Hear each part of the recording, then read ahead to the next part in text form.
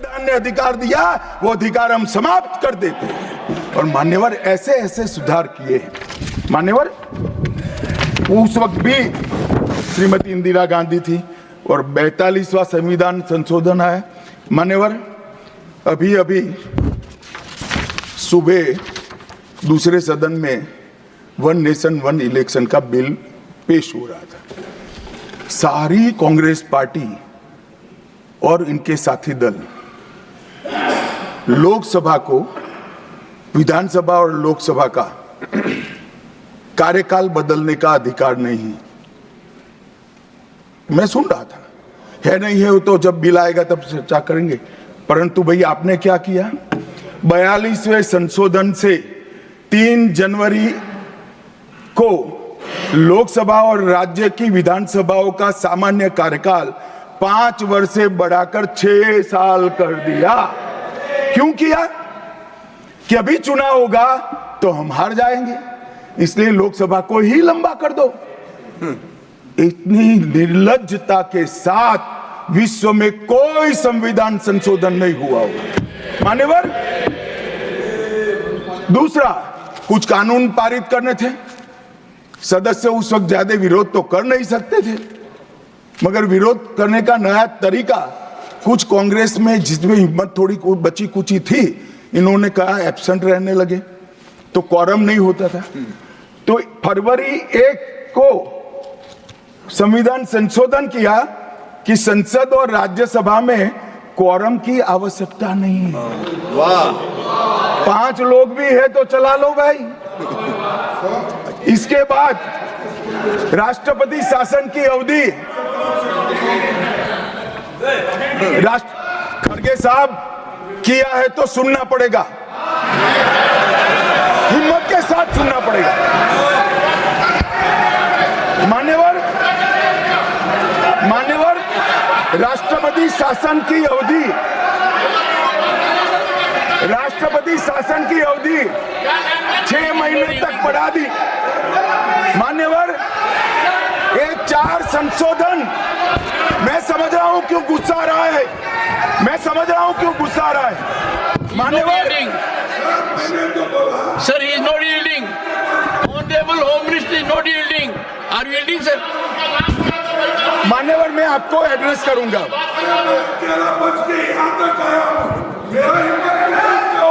तुम तो कायर हो, तुम मान्यवर, तुम लड़ाकू हो। Okay. मान्यवर मैं आपको एड्रेस करूंगा। Go on record. What the Honorable Home Minister said. खड़गे जी, मैं आपका बहुत सम्मान करता हूं, आपकी हाजिरी वहां दर्ज कर दी गई है। कृपया बैठे, मुझे बोलने दीजिए।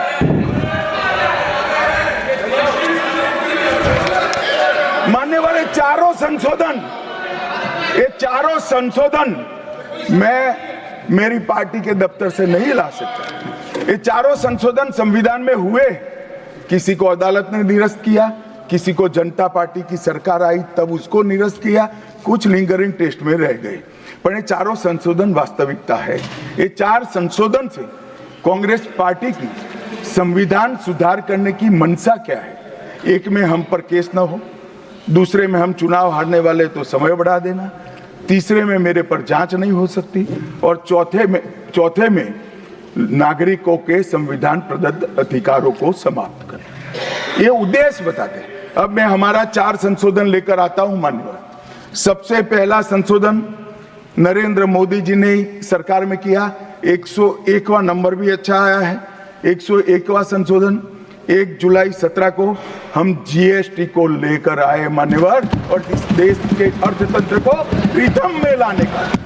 कश्मीर से कन्याकुमारी और कामाख्या से द्वारका तक विशाल फैले हुए देश को जीएसटी के तहत 100 अलग अलग बिक्री करके कानूनों को समाप्त कर कर, लोगों की हालाकी खत्म कर कर एक कानून लाने का काम नरेंद्र मोदी जी ने किया, और वो लोगों की भलाई की। कल की डिबेट मैंने पढ़ी है, कोई सदस्य बोले कि नरेंद्र मोदी जी ने विरोध किया था। मैं रिकॉर्ड पर कहता हूं, हां नरेंद्र मोदी जी ने विरोध किया था। किस मुद्दे पर किया था? आप जीएसटी तो लाना चाहते थे, मगर राज्यों को कंपनसेशन की गारंटी देना नहीं चाहते थे। हम जीएसटी भी लाए और राज्य को विकास दर के हिसाब से कंपनसेशन की गारंटी भी दी।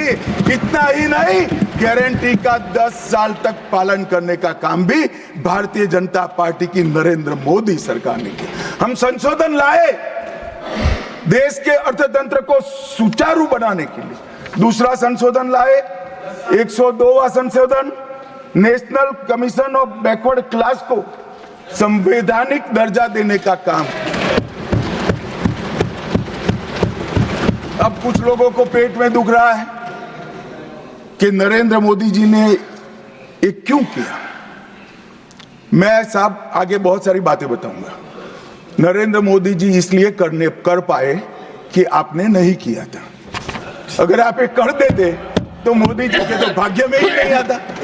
मगर साहब, पिछड़ी जातियों का कल्याण कभी भी कांग्रेस पार्टी का विश्वास नहीं रहा, मान्यता नहीं रही, नीति भी नहीं रही। भारतीय जनता पार्टी ने संविधान संशोधन पिछड़ी जातियों के कल्याण के लिए। तीसरा संशोधन क्या लाए? 130वां संशोधन 12 जनवरी 19, किसी भी जिनको आरक्षण का फायदा नहीं मिलता है ऐसी जाति के गरीब से गरीब बच्चों को 10% आरक्षण देने का फैसला। गरीब कल्याण और गरीब हटाओ की बातों, गरीबी हटाओ की बातों सालों तक करी, सूद नहीं मिली, समय नहीं मिला, विचार नहीं आया। ये विचार नरेंद्र मोदी जी को आया और गरीबों को, बच्चों को 10% आरक्षण पूरे देश भर में मिला। मान्यवर 105वां संशोधन, ओबीसी की पहचान करने के लिए केंद्र के पास अधिकार थे। अब मैं बताना चाहता हूं, इतने बड़े विशाल देश में 140 करोड़ की जनसंख्या में पिछड़ी जातियों का पिछड़ापना क्या कोई एक केंद्र सरकार कर सकती है? फेडरल स्ट्रक्चर की बात करते हैं, मगर अब तक केंद्र सरकार के पास ही रहा था।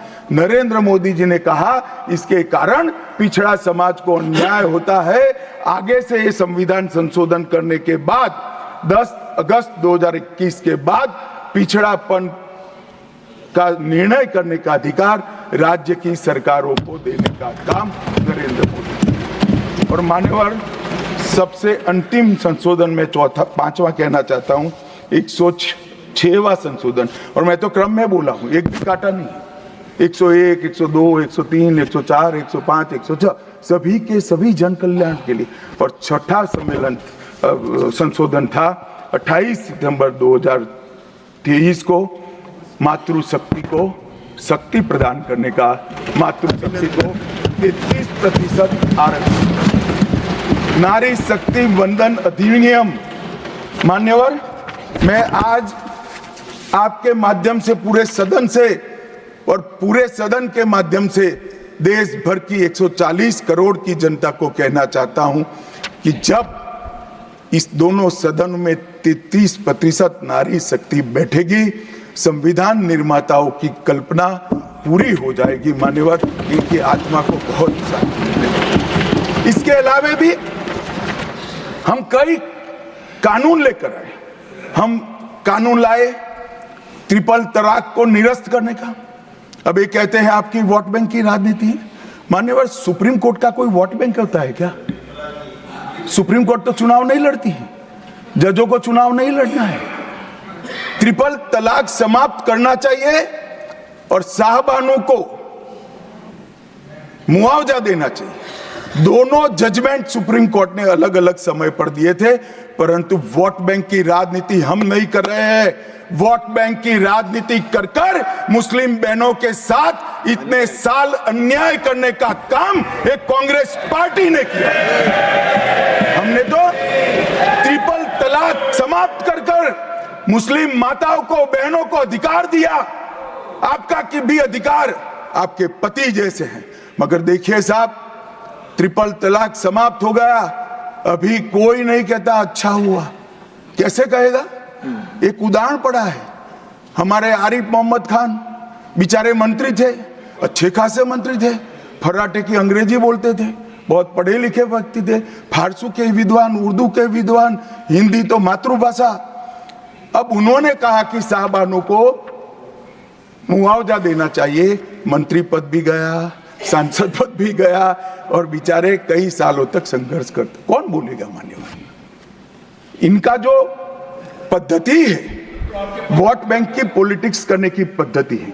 मान्यवर 2020 में हम नई शिक्षा नीति लाए, पहली शिक्षा नीति आजादी के बाद आई है जिसका विरोध कम्युनिस्ट भी नहीं कर पाए। बाकी तो शिक्षा नीति आए और कम्युनिस्ट पार्टी विरोध न करे, ऐसा कभी हो सकता है? मुझे भी बड़ा आश्चर्य होगा कि प्रकृति बदल गई है या उनका सोच बदल गया है। खैर जो भी हुआ, फिर मुझे किसी ने बताया कि आपने इतनी अच्छी शिक्षा नीति लाए हैं कि इसका विरोध करोगे तो लोग उनका विरोध करेंगे, इसलिए विरोध नहीं किया है। मान्यवर, जम्मू कश्मीर में आरक्षण देने का संशोधन विधेयक लाए और 3 नए आपराधिक कानून भी हम लेकर आए। हमारी क्रिमिनल जस्टिस सिस्टम के ये 3 कानून 160 साल बाद पहले अंग्रेजों ने बनाए थे, अंग्रेजों की पार्लियामेंट में बने थे। नरेंद्र मोदी जी ने, माननीय नरेंद्र मोदी जी ने बीएनएसएस और बीएसए के माध्यम से हमारी संपूर्ण न्यायिक आपराधिक न्याय प्रणालिका को भारतीयकरण करने का काम नरेंद्र मोदी जी, और वो कानून जो अंग्रेजों को राज टिकाने के लिए बने थे वो कानून को समाप्त कर हमारे संविधान ने हमारे नागरिकों को जो अधिकार दिए हैं, समय पर न्याय मिलना चाहिए, इसका करने का काम नरेंद्र मोदी जी ने किया। इस देश को गुलामी की मानसिकता से आजाद करने का काम कई सालों के बाद अगर किसी ने किया तो हमारे नेता नरेंद्र मोदी ने किया। और आप तो कई साल तक अटल जी की सरकार आई, कई साल तक बजट शाम को 5:30 बजे रखते थे। क्यों शाम को 5:30 बजे रखते थे? क्योंकि इंग्लैंड की रानी के घड़ी में उस वक्त 11 बजते थे। आजादी के इतने सालों तक अंग्रेज की रानी के घड़ी से बजट रखने की आदत थी, वो भी किसी ने बदला तो भारतीय जनता पार्टी ने बदला, अटल बिहारी वाजपेयी।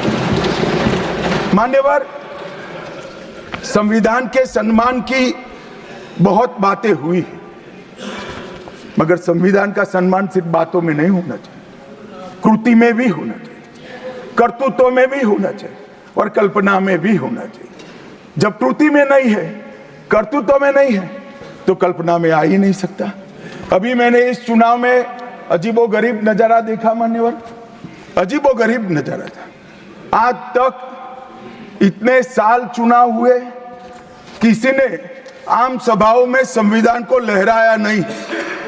संविधान को लहराकर, झूठ बोलकर जनादेश लेने का कुत्सित प्रयास कांग्रेस पार्टी के नेताओं के माध्यम से। मान्यवर,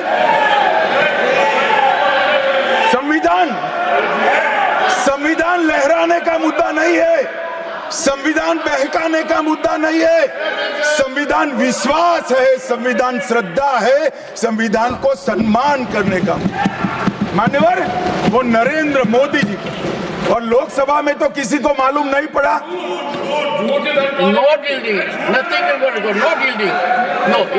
मान्यवर, लोकसभा में तो किसी को मालूम नहीं पड़ा, लोकसभा में तो किसी को मालूम नहीं पड़ा।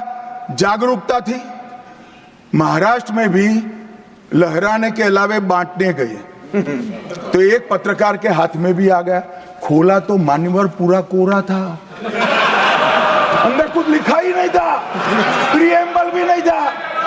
मान्यवर, इतना बड़ा छल, आपकी बात नहीं कर रहा मैं, ये तो पकड़े जाने के बाद तो सब लोग सुधर जाते हैं। मान्यवर, 75 साल के इतिहास में, संविधान के आयुष्य में, संविधान के नाम पर इतना बड़ा छल मेरे जीवन में तो मैंने ना देखा है ना जाना है। और कारण ढूंढते हैं कि क्यों हारे। मैं बता दूं कारण, मत ढूंढिए, कमेटी की जरूरत नहीं है। संविधान और आरक्षण आरक्षण करते थे, लोग जान गए कि संविधान फर्जी लेकर घूमते हो तो लोगों ने हरा दिया। मान्यवर, ये प्रति जो लेकर घूमते हैं, इसमें गोखले साहब ने क्या लिखा है वो एक बार पढ़ लें। उन्होंने लिखा है कि इंदिरा जी और कांग्रेस पार्टी ने संविधान पर सबसे ज्यादा कठोर कुठाराघात करने का काम किया है। जो प्रति लेकर घूमते हैं ना, उसकी प्रस्तावना में लिखा गया। माननीय अध्यक्ष, माननीय सभापति महोदय, माननीय सभापति महोदय, संविधान कैसे तोड़ा मरोड़ा जा सकता है, इसके भी मैं 2 उदाहरण देना चाहता हूं। हमारे सेना के जवान, सुरक्षा दलों के जवान, वो हमारी मातृभूमि की 1 इंच भूमि पर जान देने के लिए तैयार है। सैकड़ों हजारों लोग शहीद हुए 1 इंच भूमि के लिए। और मान्यवर, किसी को भी भूमि देनी है तो आर्टिकल 1 अमेंड करना पड़ेगा। आर्टिकल 1 में हमारे भूभाग की व्याख्या की गई है, इसको बदलना पड़ता है। तमिलनाडु के पास एक टापू था, कच्चातीवू टापू। वो टापू 1974 में अचानक ही एक एग्रीमेंट कर वन फाइन मॉर्निंग लंका को दे दिया गया। मान्यवर, चलो भाई, बहुमत था आपका, मान लो ऐसे भरोसे से किया होगा कि संसद मेरा सम्मान रखेगी, परंतु बाद में भी ये चीज, ये आर्टिकल 1 का बदलाव आज तक नहीं आया है और वो हमारा भूभाग आज हमारा हिस्सा नहीं है। मान्यवर, ऐसा खिलवाड़ भारत नहीं, दुनिया के किसी भी देश में शासकों द्वारा संविधान के साथ नहीं किया होगा। मान्यवर, आप तो अधिवक्ता है। 35A को कॉन्स्टिट्यूशन ऑर्डर से, राष्ट्रपति महोदय के ऑर्डर से दाखिल किया गया। अब दाखिल तो हो सकता है, पर कॉन्स्टिट्यूशन ऑर्डर को दोनों सदन की परमिशन चाहिए, जो हमने धारा 370 हटाने के लिए ली। मैं आज कांग्रेस के मित्रों को पूछना चाहता हूं, जो संविधान की दुहाई देते हैं, 35A जब आपने लागू किया, इसके कॉन्स्टिट्यूशन ऑर्डर पार्लियामेंट में कब डिबेट में आया, कब मतदान हुआ, किसने पारित किया? पार्टी को तो निजी परिवार की जागीर समझते हो, संविधान को भी निजी परिवार की जागीर आप लोग समझ रहे।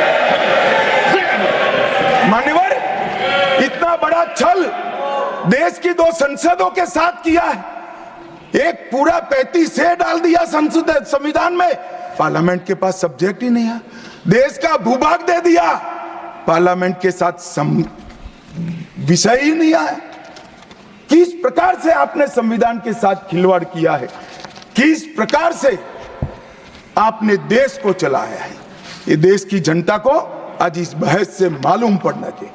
मान्यवर, आपातकाल, अभी बड़ी बड़ी उद्दात भावनाओं का स्मरण कांग्रेस के मेरे दोनों सदनों के साथी सदस्य कर रहे थे। यंग सदस्य करे तो मैं समझता हूं, शायद इन्होंने इतिहास न पढ़ा हो, मगर जो लोग आपातकाल के वक्त थे वो भी करते थे। किसी की भी स्मृति इतनी अल्पकालीन कैसे हो सकती है? मान्यवर, क्या हुआ था आपातकाल में? लाखों लोग कोई अपराध के बगैर जेल में ठूस दिए गए। लाखों लोग, कोई पॉलिटिकल पार्टी बाकी नहीं है। आज इनके साथ बैठे हैं, उनमें से भी कुछ लोग जेल में थे, वो भी नहीं बोलते हैं। न्यायालय में डर का माहौल, मीडिया पर सेंसरशिप। इंडियन एक्सप्रेस ने अपना संपादकीय एक भी शब्द लिखे बगैर का कोरा संपादकीय प्रकाशित करा, क्योंकि लिख नहीं सकते थे।